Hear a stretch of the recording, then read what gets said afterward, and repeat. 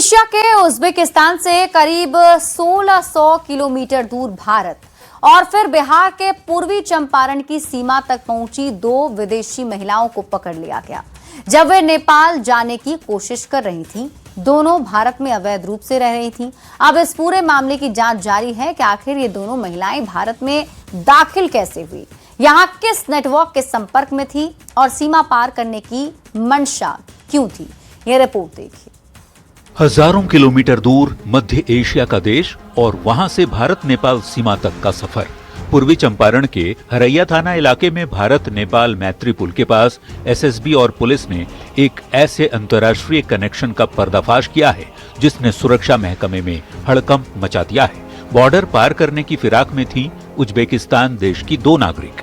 गिरफ्तार महिलाओं की पहचान मखपूजा देखकोनवा और मफ्तूना किलीचेवा के रूप में हुई है। ये दोनों भारत में बिना किसी वैध दस्तावेज के अवैध रूप से चोरी छिपे रह रही थी।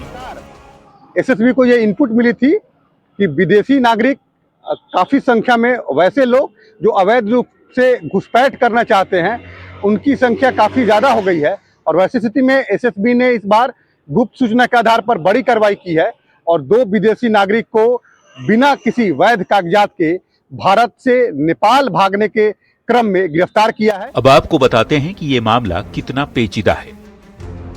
इस तस्वीर पर सबसे पहले दिखता है उज्बेकिस्तान, जो मध्य एशिया में स्थित एक देश है।